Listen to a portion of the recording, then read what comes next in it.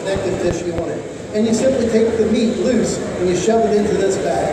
Now you're going to have a bag of meat that's about the size of a soccer ball. Everybody follow where I'm at? So I got a soccer ball full of meat here. I then go and take my brine, and that would be like a ham brine or a bacon brine. You can buy it on the internet, Cabela's Bass Pro. You mix it up. If I'm going to have a soccer ball full of meat here, I'm going to have a bucket like this to soak it in, about 5 gallons of marinade juice. I'm going to use this fancy pumper because I have it. But if you have a needle at home that you use to inject your turkeys when you deep fry them or what have you, you can use that needle. It'll just take a little longer. This one here, you simply put the marinade in here, you pump it up like a bug sprayer, and then it's got 4 hypodermic needles on it. I simply just push that into the round and I push the button, and as I push the button, it's going to fill that muscle full of juice. How much? Well, what's so cool about the round is the round can only hold between 15 and 18% added moisture. So if you try pumping in 20%, it will just purge out all over the table. Whatever it can't hold will go on the table.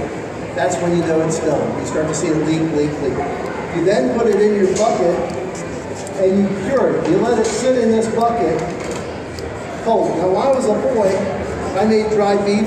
I would stick it in a bucket just like this, and then to keep it under the water because it floats, it's meat. It wants to float, I'd go outside and I'd take a brick off the patio, and I'd take it in there, I'd scrub that brick up with soapy water, and I'd put that brick on top and I'd hold it underwater.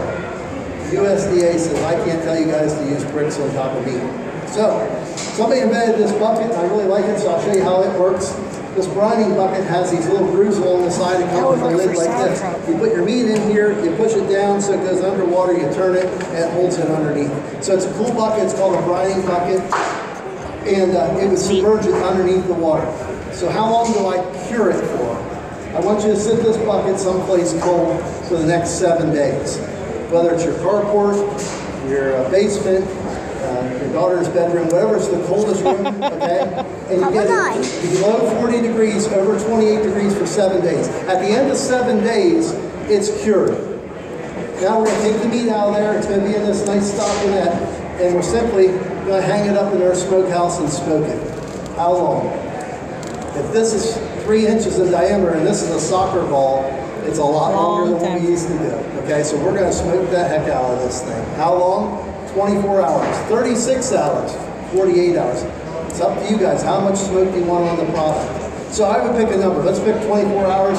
You smoke it at 130 degrees or less. After you're done smoking it, we're going to bump that smokehouse up to 150, and we're going to cook that product at 150 for 8 hours. At the end of 8 hours, we now have this soccer ball sized piece of meat that we're going to pull out of there and take it wherever we have this bucket sitting, refrigerator, carport, basement, whatever, and we're going to hang this dry beef there, and we're going to wait 6 more weeks. Okay? It's going to naturally dehydrate. It's going to dry out all by itself. So we made a semi-raw product. It is not cooked. It's semi-raw at this point, and now we're just waiting for Mother Nature to pull out all the moisture out of that dry beef until it gets hard. So how do we know when it's done? Once a week you walk by it and you give it a squeeze. If you can push on it, it's not ready. If it's firm or hard to the touch like a basketball would be, it's ready to slice. So at the end of 6 weeks, 7 weeks, whatever it might be, simply take that out of this bag, put it on your electric slicer and slice it paper thin. Now if you know anything about dry beef, it's expensive. So 2-3 ounces of it will run you $6, $7 a pound, for ounces. Here, you're gonna make a 7-pound chunk of dry beef. Break that down into 2-ounce increments. You just made about $150 worth of dry beef in this one little bag here. So it's very simple. It's very fun to do. If you've never done it, you ought to try it. It's a lot of fun. I think it'd be awesome. That's how much time they give me at the seminar. Do you have any questions at all? Can you use that brining bucket for sauerkraut? That's a great idea. In fact, the lady the first day said, can I get one of them for sauerkraut? I know they sell them, but they make great sauerkraut. It's the same thing. You want to keep it underwater. Yeah. Perfect idea. Other comments or questions? Maybe. You're welcome to join me after the show. Don't